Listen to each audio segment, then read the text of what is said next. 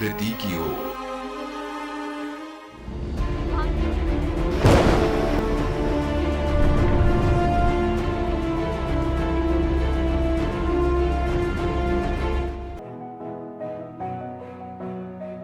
हमारे देश में आमतौर पर सर्दी, गर्मी और बरसात जैसे 3 मुख्य मौसम होते हैं। इसमें बारिश यानी कि मॉनसून विशेष रूप से सुहाना होता है, जिसमें बादलों के बरसने से भीषण गर्मी से हमें राहत मिलती है। हमारा देश कृषि प्रधान देश है। इस लिहाज से मॉनसून के आगमन के साथ कृषि की अच्छी पैदावार की नई उम्मीद भी जगती है। इसके अलावा मॉनसून हम मनुष्य सहित पर्यावरण के दूसरे जीव जंतुओं और पेड़ पौधों में उमंग का संचार भी करता है। इस तरह हमें मॉनसून का हमारे समाज, अर्थव्यवस्था और पर्यावरण पर सीधा प्रभाव दिखाई पड़ता है। मॉनसून शब्द का प्रयोग भी सबसे पहले भारत में ही किया गया था। ये शब्द अरबी भाषा के मौसम से बना है, जिसका अर्थ है ऋतु। अफ्रीका और दक्षिण पूर्व एशिया महाद्वीप में मॉनसून के 2 मुख्य प्रकार होते हैं। अरब सागर और बंगाल की खाड़ी से उत्पन्न मॉनसून। बादल और बारिश वाली हवाओं की दिशा पर भी मॉनसून निर्भर करता है। इस आधार पर अरब सागर की ओर से आने वाली हवाएं दक्षिण पश्चिम मॉनसून लाती हैं और बंगाल की खाड़ी से उठने वाली हवाएं उत्तर पूर्वी मॉनसून लाती हैं। हमारे देश में गर्मी के मॉनसून का आगमन दक्षिण पश्चिम की हवाओं से होता है, इसलिए ये दक्षिण पश्चिम मॉनसून कहलाता है। ये मॉनसून मई के महीने में शुरू होकर सितंबर के महीने तक चलता है, लेकिन ये मॉनसून खास तौर पर जून और जुलाई के 2 महीनों में बारिश लाता है। सर्दी के मौसम में बंगाल की खाड़ी से उठने वाली हवाएं भी बारिश करती हैं, जो अक्टूबर और नवंबर की ठंड में और इजाफा कर देती हैं। देखिए, टाइप तो हम ये कहेंगे कि टाइप तो साउथ वेस्ट मानसून का एक ही होता है, और एक खास तौर से सदर्न हेमिस्फीयर का जो मैस्क्रीन हाई है, वहाँ से इसमें जो आउटफ्लो वो जनरेट होता है, और धीरे धीरे जब मानसून से पहले जो नॉर्दर्न हेमिस्फीयर में गर्मी या तापमान बढ़ना शुरू हो जाता है, तो जो इक्वेटोरियल इंडियन ओशन का जो टेम्परेचर बढ़ता है, उससे वाटर वेपर्स बनते हैं, जिनसे क्लाउड बनते हैं, और उन क्लाउड को पुश करती हैं। जो मैस्क्रीन हाई से क्रॉस इक्वेटोरियल फ्लो आता है, वो उन हवाओं के साथ क्लाउडों को लैंड की तरफ धकेलता है, जिसको हम मानसून का आगमन कह सकते हैं। भौगोलिक दृष्टि से मॉनसून उष्णकटिबंधीय क्षेत्र में आता है और संयोग से दुनिया के भूगोल में भारत की स्थिति इसी क्षेत्र में है। भारत में तो मॉनसून का एक पूरा मौसम पाया जाता है। मॉनसून की हवाओं पर अनेक प्रकार की वायुमंडलीय दशाएं अपना असर डालती हैं। पृथ्वी के भूभागों और जल स्रोतों के तापमान बढ़ने और घटने यानी हीटिंग और कूलिंग की घटना से भूमि पर हवा का दबाव कम होता है। अब गर्मी के मौसम में भारतीय महाद्वीप के विस्तृत भूभाग के दब जाने की वजह से वहां का वायुमंडलीय दाब कम हो जाता है, और इसी कम वायुमंडलीय दाब से उत्पन्न खाली स्थान को भरने के लिए हिंद महासागर से मॉनसूनी हवाएं चली आती हैं।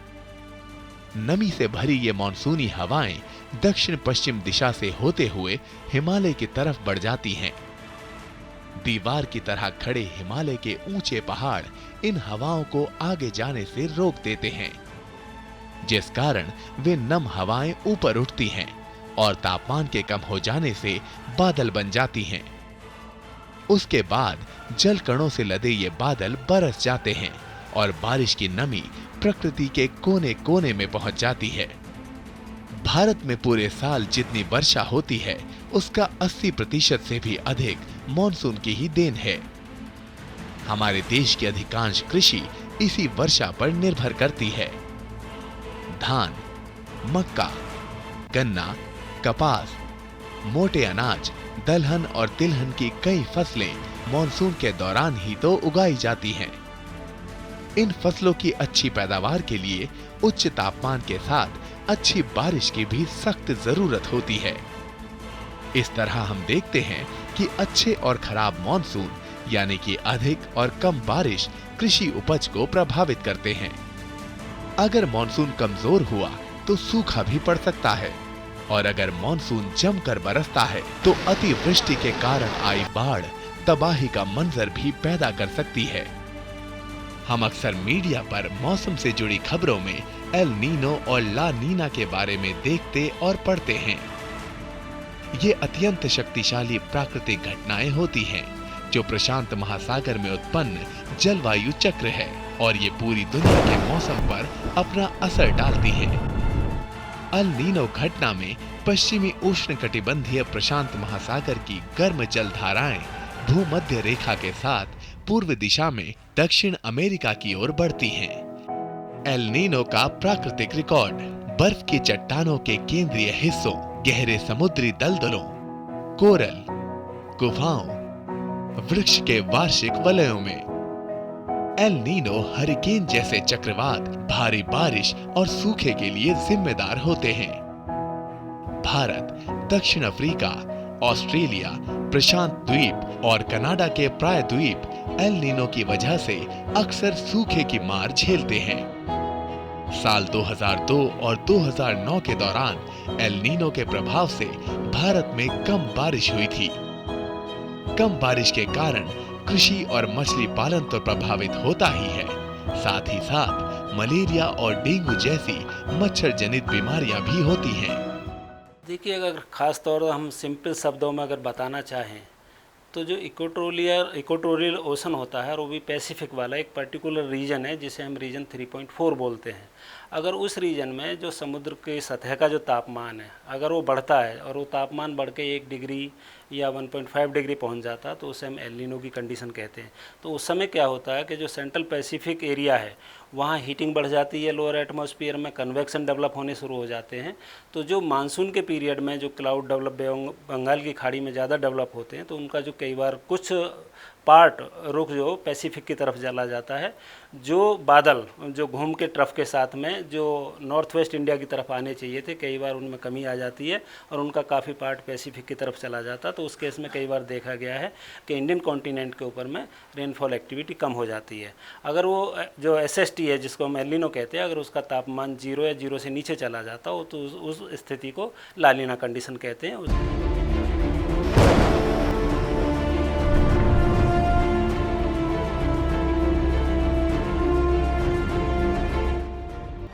प्रकृति की ओर। बीमारियों से कैसे बचेगी फसल? मवेशियों की मुश्किलों का क्या है हल? कहां से लाए बीज, कितनी लगेगी खाद? किसानों के हर फोन का विशेषज्ञ देंगे जवाब। देखिए हेलो किसान, सोमवार से शुक्रवार शाम 6 बजे।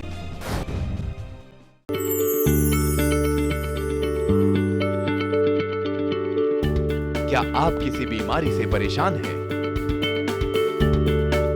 चाहते हैं डॉक्टर की सलाह?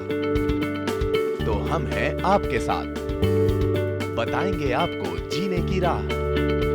समस्याएं आपकी, समाधान देश के मशहूर विशेषज्ञों के। घर बैठे बात करें देश के जाने माने डॉक्टरों से। हर शनिवार शाम 6 बजे से 7 बजे तक फोन कर डॉक्टरों से करिए सीधी बात हमारे लाइव प्रोग्राम स्वस्थ किसान में। हमारे टोल फ्री नंबर हैं 1800-113060 और 1800-113061। किसानों से होंगे सवाल, देंगे सटीक जवाब, तो जीतेंगे किसान कप। किसानों का खुला मंच, नजर रहेगी कृषि वैज्ञानिकों की। देखिए किसान प्रश्न मंच गुरुवार रात 10 बजे। प्रकृति की ओर।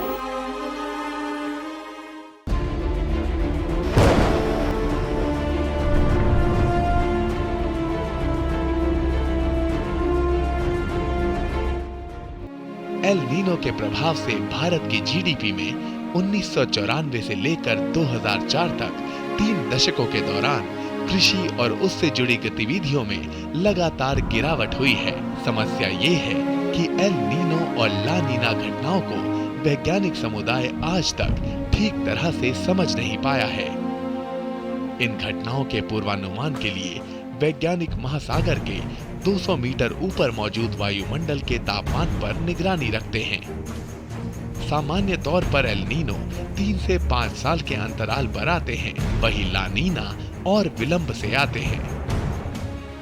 चूंकि भारत कृषि प्रधान देश है और इसकी करीब 75% आबादी की जीविका प्रत्यक्ष या परोक्ष रूप से कृषि पर निर्भर करती है, इस तरह मॉनसून का हमारे देश की अर्थव्यवस्था से सीधा संबंध है। मॉनसून के अच्छा रहने से कृषि की पैदावार भी अच्छी होती है और देश में खुशहाली आती है।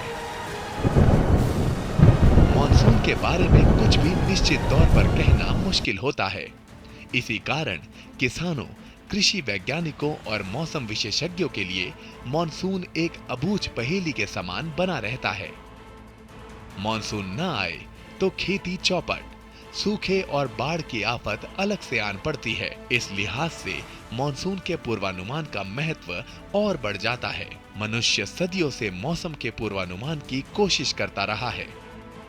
हमारे देश में मौसम के पूर्वानुमान का समृद्ध अतीत रहा है। 3000 ईसा पूर्व भारतीय ग्रंथ उपनिषद में पृथ्वी द्वारा सूर्य की परिक्रमा करने से बादल निर्माण और मौसम चक्रों पर गंभीर चर्चा मिलती है। 7वीं सदी में भारत के महान कवि कालिदास ने अपने महाकाव्य मेघदूत में मॉनसून की तारीख और बादलों के प्रवाह पथ तक का जिक्र किया है। मौसम के आधुनिक वैज्ञानिक पूर्वानुमान प्रणाली के विकास में 2 ब्रिटिश नौसेना अधिकारियों फ्रांसिस ब्यूफोर्ड और रॉबर्ट फिट्जराय के योगदान अहम हैं। इन्होंने मौसम से जुड़े पूर्वानुमान की जिस वैज्ञानिक विधि का प्रयोग किया, वो वर्तमान मौसम पूर्वानुमान का आधार है। इस प्रारंभिक इतिहास से लेकर वर्तमान समय तक मौसम पूर्वानुमान की दिशा में अनेक आविष्कार हुए और मौजूदा समय में तो सुपर कंप्यूटर की मदद ली जाती है। मोटे तौर पर मॉनसून का पूर्वानुमान पिछले उपलब्ध आंकड़ों की सहायता से किया जाता है। कंप्यूटर इन आंकड़ों और उपग्रहों से प्राप्त तस्वीरों के आधार पर वैज्ञानिक गणना करके मॉनसून का एक संभावित अनुमान सामने रखते हैं। अगर मौसम में अचानक प्राकृतिक रूप से कोई परिवर्तन आ जाए तो ये अनुमान धरे के धरे रह जाते हैं। केरल के आसमान में 1 जून को ग्रीष्म मॉनसून का निर्माण होता है और वहां से उत्तर और पूर्व में आगे बढ़ता हुआ 10 जून को मुंबई और लगभग 28 जून को दिल्ली पहुंचता है। भारतीय मौसम विभाग के अनुसार पिछले 100 वर्षों के दौरान इन तारीखों में केवल 7 दिनों का अंतर या मानक विचलन देखने को मिला है। मौसम वैज्ञानिक मॉनसून का पूर्वानुमान कई प्रकार से करते हैं। अगले कुछ घंटों के मौसम का पूर्वानुमान नाउकास्टिंग कहलाता है। अगले 72 घंटे के मौसम का पूर्वानुमान शॉर्ट रेंज पूर्वानुमान कहलाता है। वहीं 4 से 10 दिनों की अवधि के मौसम का पूर्वानुमान मीडियम रेंज पूर्वानुमान कहलाता है। 1 महीने से लेकर एक पूरे मौसम का हाल बताने की तकनीकी प्रणाली लॉन्ग रेंज पूर्वानुमान कहलाती है। देखिए, मानसून का जो हम फोरकास्ट करते हैं या मानसून से रिलेटेड जो रेनफॉल की फोरकास्ट हम कुछ समय के लिए करते हैं, जैसे 1 वीक के लिए या 2 वीक के लिए, या हम शॉर्ट रेंज 2 से 3 दिन के लिए करें, तो हमको कई पैरामीटर देखने होते हैं। जैसे मैस्क्रीन हाई से क्रॉस इक्वेटोरियल फ्लो बनता है, जो इक्वेटर को पार करके साउथ वेस्टर्ली विंड को जनरेट करता है साउथ पेनिनसुला के ऊपर में। दूसरा हम देखते हैं कि जो अपर एयर में जो रिज पोजीशन है, यानी कि जो रिज है वो किस लैटिट्यूड पे इस समय है। दूसरा एक इम्पॉर्टेंट होता है सीयर जोन, जिसे हम कहते हैं, जहाँ से वेस्टर्ली और ईस्टर्ली हवाएं बदलती हैं। जनरली लोअर ट्रोपोस्फीयर में हम देखते हैं। इसके साथ साथ क्लाउड की क्या अमाउंट्स है और उनका क्लाउड का मूवमेंट कैसे, वो भी देखते हैं। साथ साथ उन क्लाउडों में कितना पोटेंशियल कन्वेक्टिव होने का है, कितना नहीं है, वो भी देखते हैं। दूसरा, जो कोई वेदर सिस्टम जैसे लो प्रेशर एरिया या ट्रफ कहीं है और उसका मूवमेंट कैसे, वो भी देखते हैं। और इसके साथ साथ जो क्लाइमेटोलॉजी यानी कि पास्ट रिकॉर्ड है, उनको भी नज़र में रखा जाता है। और दूसरा जो प्रिवेलिंग बरसात है, यानी कि पिछले पास्ट में 1 से 2 दिन में बरसात कैसी हो रही है, उसको भी ध्यान रखते हुए ओवरऑल सब पैरामीटरों को एक साथ संग्रह करके उनको एनालिसिस करके आगे हम 3 से 4 दिन या वीक या 2 वीक की फोरकास्ट लोगों को बताते हैं।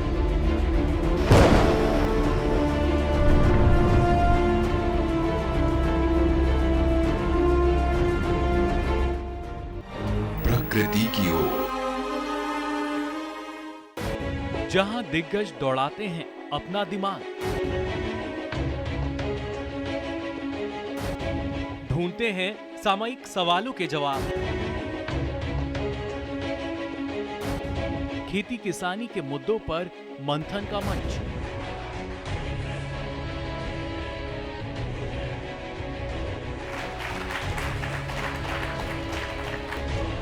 देखिए वाद संवाद हर शनिवार सुबह 11 बजे।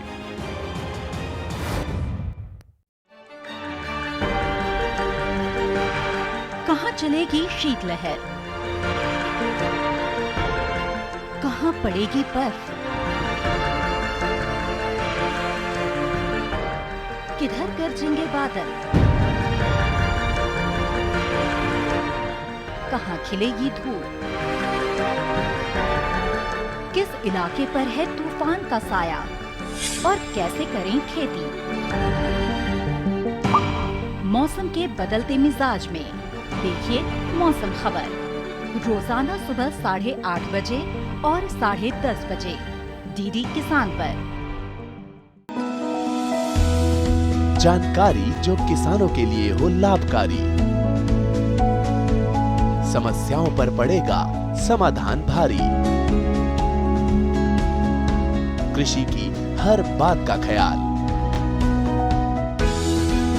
कब कैसे की जाए बेहतर देखभाल।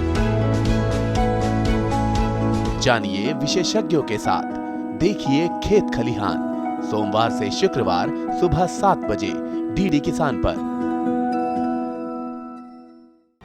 प्रकृति की ओर।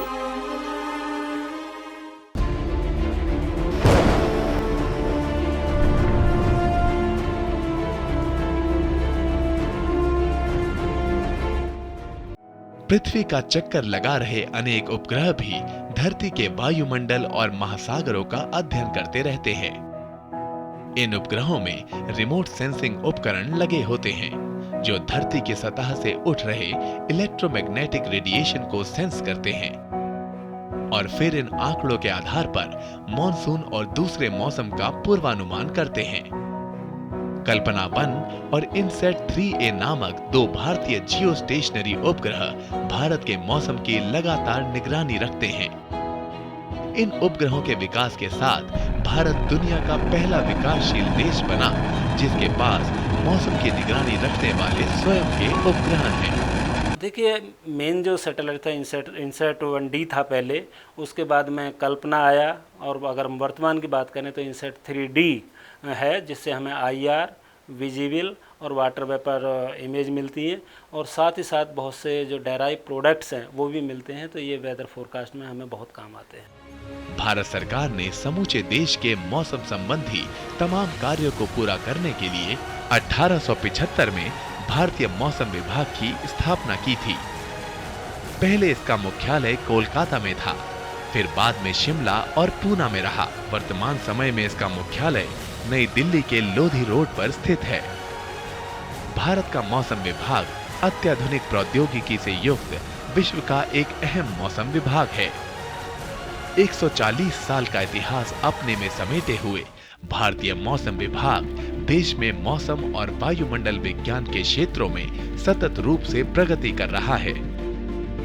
मॉनसून हमारे जीवन को प्रभावित करने वाली एक महत्वपूर्ण ऋतु है। आज नए वैज्ञानिक उपकरणों और उपग्रहों से प्राप्त आंकड़ों तथा तस्वीरों से मौसम वैज्ञानिकों को मॉनसून का पूर्वानुमान लगाने में काफी मदद मिल रही है। ये पूर्वानुमान सटीक भी होते हैं। वैसे मॉनसून की गुत्थी सुलझाने के लिए मौसम वैज्ञानिक लगातार प्रयास कर रहे हैं। इस दिशा में भारतीय मौसम विभाग और भारत के मौसम वैज्ञानिकों की भूमिका अहम है।